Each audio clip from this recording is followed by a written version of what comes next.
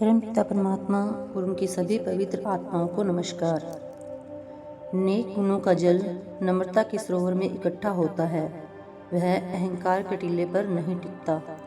सच्चा ज्ञान सच्ची नम्रता को जन्म देता है, जिसे यह ज्ञान हो जाता है कि असली कर्ता वह परमात्मा है। जीव तुच्छ और निर्बल है, वह कभी अहंकार नहीं कर सकता।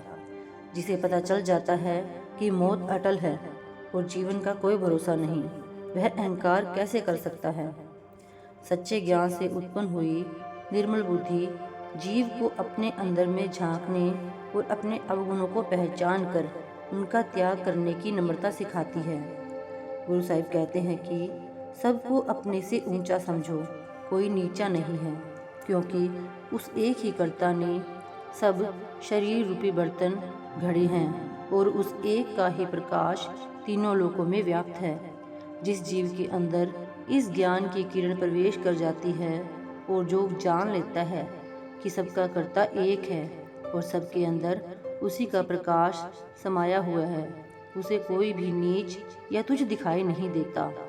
अपने से किसी बड़े व्यक्ति को देखने पर स्वाभाविक ही हमारे अंदर नम्रता पैदा हो जाती है। जब हम हरेक के अंदर उस ऊंचे से ऊंचे, बड़े से बड़े प्रभु का प्रकाश देखते हैं, तो हम कुदरती तौर पर सबको अपने से बड़ा समझना शुरू कर देते हैं। यही सच्ची नम्रता है।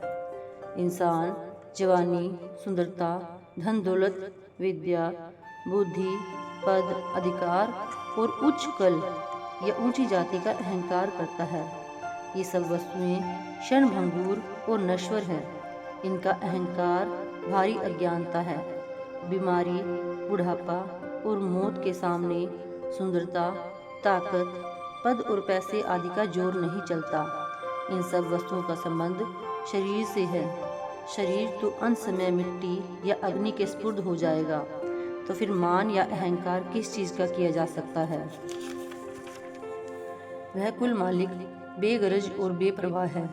वह सर्वज्ञ और सर्वशक्तिमान है। पूर्ण संत उस निराकार का साकार रूप है। परमात्मा को और संतों को नम्रता प्रिय है। हम नम्रता से ही संतों से कुछ प्राप्त कर सकते हैं। नम्रता द्वारा ही अपने अंदर गुणों को जागृत कर सकते हैं और नम्रता द्वारा ही उस प्रभु के प्राणियों को प्रसन्न कर सकते हैं। संतों की अद्वितीय नम्रता सच्चे परमार्थी के लिए एक जीवंत उदाहरण और अनुपम प्रकाश स्तंभ है।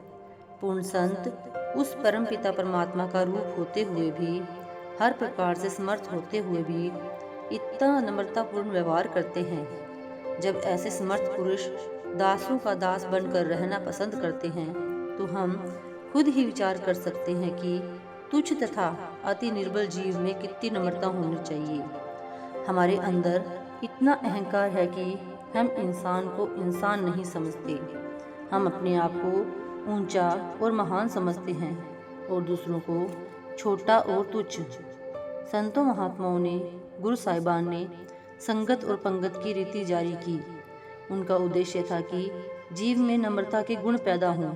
जब हम एक साथ गुरु के लंगर में सेवा करते हैं और साथ बैठकर एक ही कतार में लंगर खाते हैं, तो हमारे अंतर से जाति, पद, धन दौलत, विद्या, बुद्धि आदि का मान निकलता है और नम्रता पैदा होती है। संतों महात्माओं ने कुएं और सरोवर बनवाए।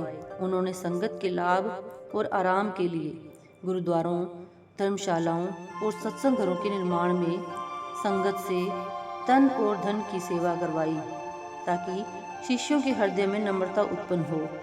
सेवा के समय हम अपने आप को छोटा और संगत को बड़ा समझते हैं। हम अपनी प्रसन्नता को गुरु और संगत की प्रसन्नता के अधीन कर देते हैं। इससे हमारे अंदर नम्रता पैदा होती है।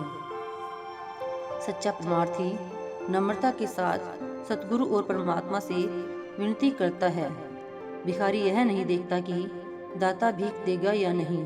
वह इस बात की भी परवाह नहीं करता कि उसे दाता के द्वार से दुत्कार दिया गया है।